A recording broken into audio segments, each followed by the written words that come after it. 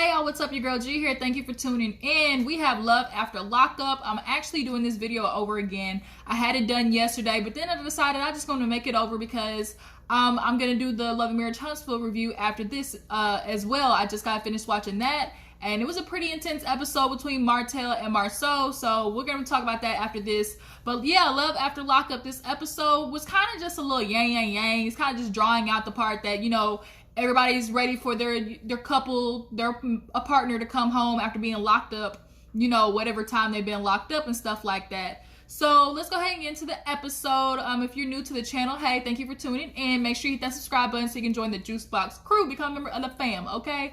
Yeah, go ahead and ignore my hairdo. It rains. I've been detangling it. I put it up in a clip and left it because I just wasn't in the mood to deal with it. But my hair has a mind of its own today, so it just is what it is. I'm done fighting with it.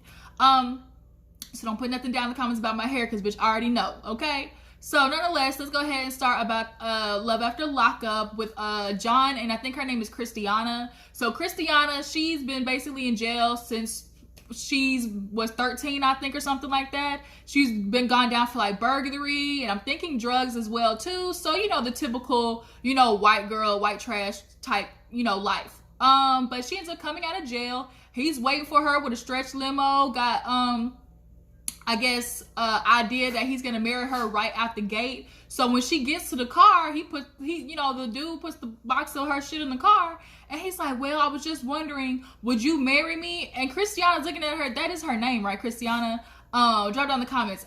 I just know it starts with a K, but we're gonna call her Christiana for right now. But she's looking at him and she's like, oh my God. And even the girls who are back in prison can see her. They're like waving at the gate. But she sees him kneel down and he's like, I'm just wondering if you'll marry me. And she's like, oh my God, I've never had anybody do something so nice for me. But I'm sitting here looking like this nigga's stupid because this woman's already admitted to you that she loves you, but she's not in love with you. I think they've only been talking for a couple of months. So what is the rush? And he's been married 4 times before, if I'm not mistaken, married or engaged. So clearly he has a habit of, one, just like jumping all in the relationship and not thinking about it, or 2, he's constantly, you know, trying to basically, if I can get this woman, to accept my proposal or get married to me, like, I just know we're in a relationship. Like, it's proof to him that, oh my God, you know, I'm in a relationship. I think it's done out of insecurity too. It's like, let me hurry up and lock her down so she can't go nowhere. And the women say yes because they don't feel like being mean. But at the end of the day, when, you know, 3 months pass by and she's looking at your ass in the bed and realizing like, dang, why did I say yes to that? You know, you end up with what you got, you know, 4 ex-wives. But nonetheless, Christiana ended up saying yes, you know, super happy, gave him a kiss. But the thing is, they don't have time for celebration because she has to get to the halfway house. Now, we all know you can't be late to the halfway house because you show up however many minutes late and they will throw your ass right back in jail. And I'll be danged if I'm a person who gets out of jail and the reason I get put back in is for some goddamn time. I always go by this slogan that we learned in athletics as a kid: on time is late, early is on time. Okay? Stick with that. On time is late, early is on time. Hey, take that with you, stick it in your pocket. It's good, you know, good little life lesson. But she's in the car happy. They popping like a little champagne and stuff, drinking. And he's driving and she's like, oh, this cute little campsite. And pull up and there goes his little ugly behind 2x4 truck and has this ugly ass wedding chapel in the top. Got like, you know, Dollar Tree, like toilet paper around it and stuff. And she's getting out the car and he's like, oh, you know, I figured, you know, we can get married real quick. And she's just kind of like, oh my God, babe, you're so crazy. Like, that's the only thing she can say right now. And, you know, she's like, well, I'm Christian. I don't know nothing about his Indian heritage. And she, the woman, she had already had her idea what kind of, you know, wedding she wants. And this is definitely not it. She's thinking about horses and carriages and all types of other shit. And this is not it.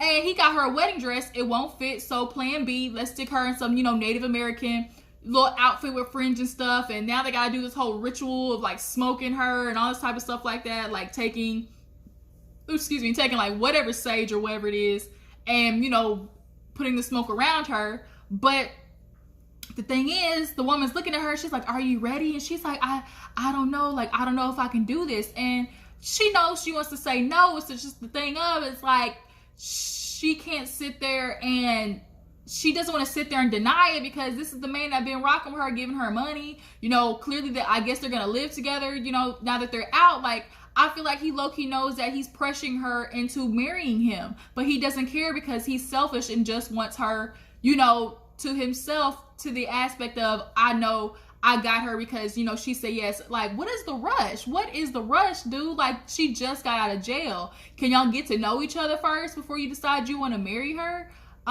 But then, like, they literally only have 8 minutes left. So why are you trying to sit there and rush a 8-minute ass wedding? Like, that's just so tacky. But moving on, we get introduced to a new character. Hold on real quick. Let me fix this. It's kind of... Okay. Yeah, that's better. So we get a new character. His name is Tyrese. Old man. He think he a pimp named Slickback. For all you Boondocks fans, you know what it is. A pimp named Slickback. That's kind of the vibe that he's giving me. He feel like he all that in a bag of chips. He already said it. He's like, I'm good looking. I got a job with benefits. And, you know, women like to think I'm a player, but I'm really a softie at heart. He's like, I love long walks and cuddles and all, doing a whole bunch of romantic shit and stuff like that. So he's trying to show that he's, you know, something different. But he talks about how he met Chandra. That's her name, Chandra, I think. And basically, he's like, I was bored one day and this thing popped up on my phone talking about, oh, chat with, you know, female inmates. He's like, I went scrolling and there she was, so beautiful. Man, let's keep it funky. Let's keep it real. Nigga, you saw a picture of her booty in the back of the picture where she was standing by the tree and you was like, dang, like, I want to tap that. That's basically all that was, because he even talked about, oh, I love a good woman, you know, that's loyal, loves me, you know, good shape, and she gotta have ass. Like, that's what his thing was. So... what's Mike Epps on Friday After Next talking about? It ain't your booty, it's your booty. Yeah. It ain't your booty, it's your beauty. Yeah, okay, if that's what you want to claim it is. But now he's getting ready to go to a friend and, you know, go shopping for her because she gets on a couple of days and she has no clothes. Now the friend knows nothing of the girl either. All she knows is her name. I don't even think she knows the girl is white as could be. And his kids don't even know either. They've been talking only for a couple of months. He's like, oh, when you know, you just know. Like, I just know I want to spend the rest of my life with her. Okay, that's what you know now. Wait till she get out of jail. You know, that freedom. Once that freedom starts, you know, hitting these jailbirds, they start acting a little different. But, you know, he's picking out clothes. And the friend is like, well, how old is she? And she's 28. I think he said he's 21 years older than her. Like, that's a big age difference. And she's like, girl, boy, she using you, like, for your money. Like, that's all this is. He's like, man, she a hater. She never liked any of the girls that I dated. You know, she just, guess what? I'm going to still do my own thing. And they get up to the checkout. And she's like, are you sure you going to do this? He's like, look, watch this. Ring that shit up. And so he bought $600 worth of stuff. I can't believe it. I just can't. People be throwing their money out there for bitches they don't even know.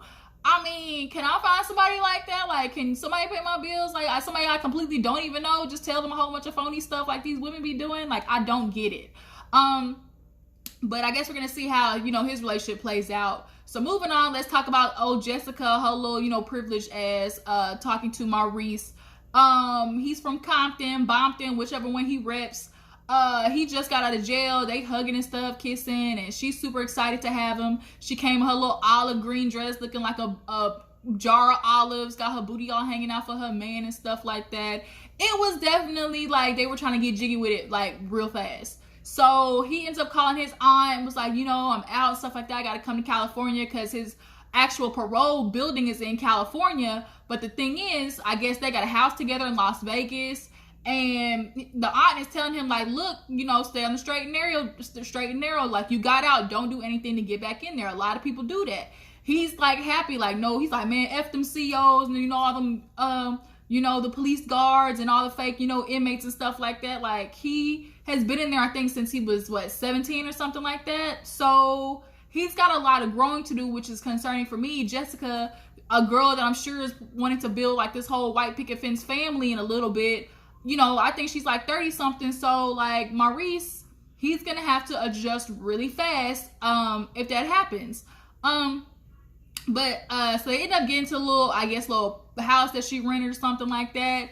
he killed me when he went in that bathroom. Was like, oh shit, like this is real toilet paper. Like he never, like I know they don't got none of that Charmin, you know, that ultra pluff quilted toilet paper in prison. They get that raggedy ass one ply stuff that feels like notebook paper. Okay, he's like, man, this is real toilet paper. So she's sitting on the couch trying to look all sexy for her man and stuff. He come out sitting down, and you know, she's like, I'm just so glad you're here, and he's just sitting there. And he started looking at the camera. The producer's like, okay, what we do now? They're like, just live your life. You out now.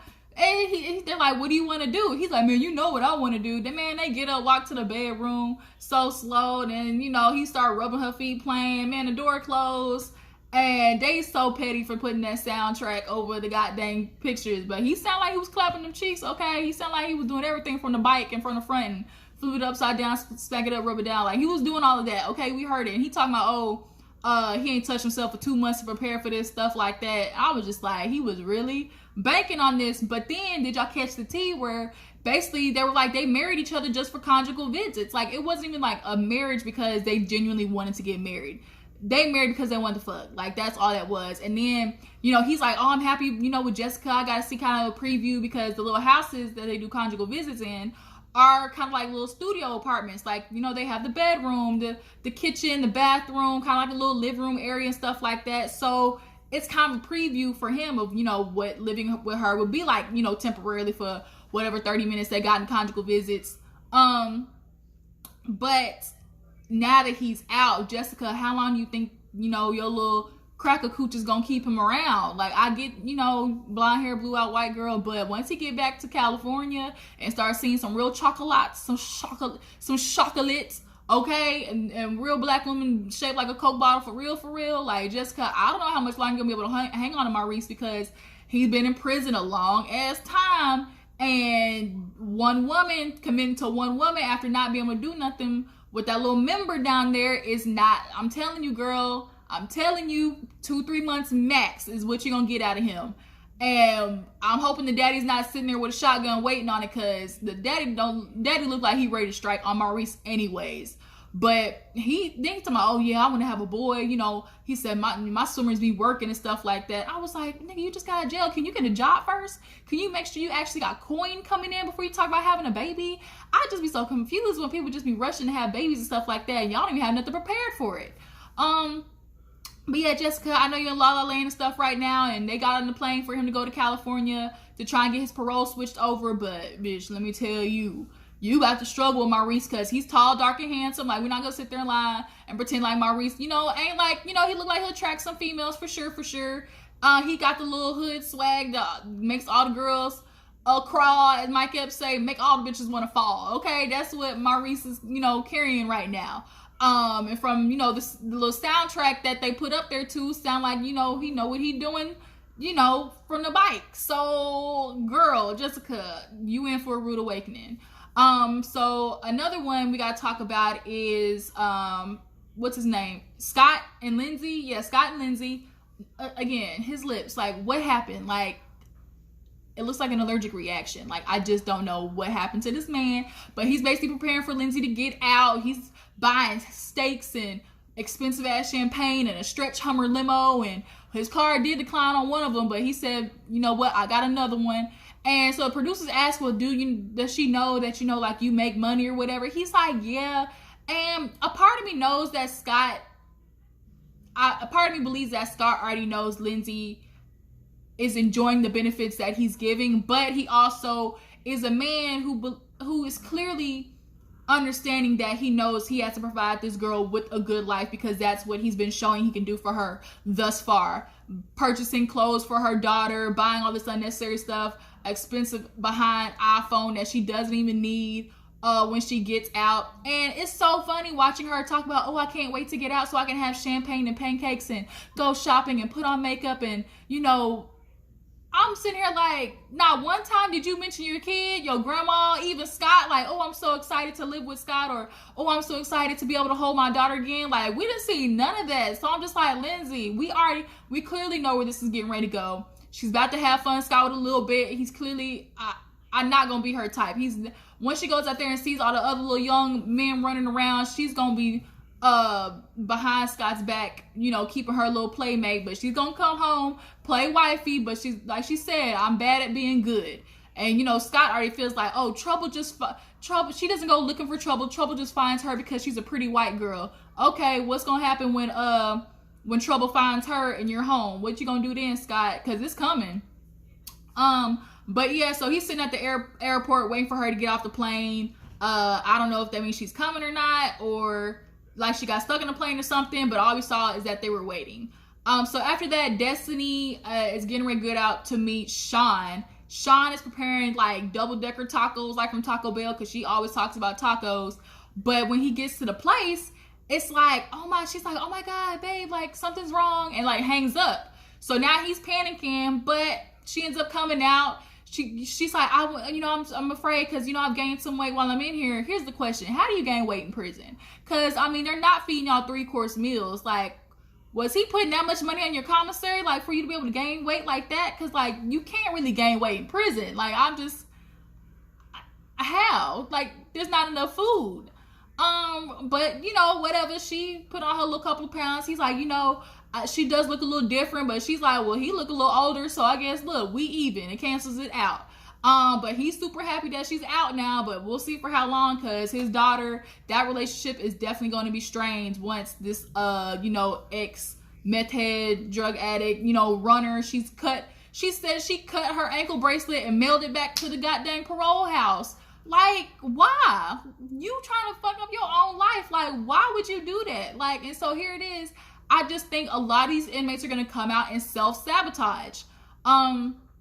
So who else are we talking about? Last but not least, let's get into Shevel and Quaylon. I think that's all the couples that were on there today. It was Jessica Maurice, Scott Lindsay, the new one, which was Tyrese and Chandra, John and Christiana. Yeah, so, and then the last one is Shevel and Quaylon. So we all know that she's with her mom, with his mom, and now they're discussing in the hotel. Like, she's emotional because she's like, oh my God, I didn't know that he told you that, like, he was coming to Texas and that I possibly was gonna move. Like, I didn't know that. And she's like, you know, if I had a son, I would understand if I wasn't around him for 12 years that, you know, I would want him home with me. So she's like, I'm just super emotional. But the thing is, like, she's thinking selfishly too, like, but I want him with me. Like, I know you want him to have this good life and he deserves to be with you, but I mean, I want him with me so he can help me take care of my child. Another thing that pisses me off, like, why are we rushing to have your kids calling some other man daddy that is not their daddy? Like, what? Can they at least be around for a couple of years first? Like, he hasn't even met the child. Like, this is gonna be super dangerous because, like the mom said, he's stifled. With the age that you go to jail in is the age that you come out as. So here he is. He got to learn to take care of himself, pick up behind himself, because when you're in prison, they do all that for you. You're told what to do. So what's going to happen when he doesn't have that and has the freedom to do whatever? Like, he's not going to be sit there willingly, like, being able to protect and provide for, like, this one family with you and a child. Hell, he can barely provide for himself. He's got to find a job. And as a freaking ex-convict, it's going to be hard to find a job. So then here it is. You stuck at home with a man that's sitting on the couch, can't do nothing, and taking care of him, plus a baby. Shevel, this is not going to go the way you think it is. This fairy tale, you know, highlight of, oh, he's going to come home. We're going to be a big, happy family. No, tell him to go. If you really love him, let him go to Texas, get his life right, and you go back and forth, or he goes back and forth, and do the long distance thing for a little bit. Because him rushing to jump in a house with you after being confined, he needs that freedom to go run around a little bit. And that's, I know all these females who be getting niggas and bringing them into their house like right after prison. That one season, that one girl that did that, and he went running around literally the next week. Some little white girl, she bought a car from him and everything, and he went running around in that car. And it's like, girl, ooh, Shevel, I'm praying for you. I know you think it's about to be, you know, the best of both worlds, having Quaylon there with you, so you can love on him, give him some, and so your child can have a baby, have a daddy, have a man that she can call daddy to be there to pick her up from school and stuff like that. Like, I see the plan in your head, but let me tell you, honey, it's not about to work that way. It's just not, especially with the mom in the picture, because she said, I'm gonna grab my son and go, point blank period. Like, my son is, the son is going with the mama. That's what it's starting to look like. But then the question is too, as the relationship starts going on, he's gonna have to start picking between his mama and Shevel, and that's gonna cause a different kind of tension as well. So we're gonna see how the seasons go. You drop down in the comments, tell me what you think about each couple. Before you go, make sure you like this video, subscribe to my channel, and I will check all you guys in the next video. Deuces.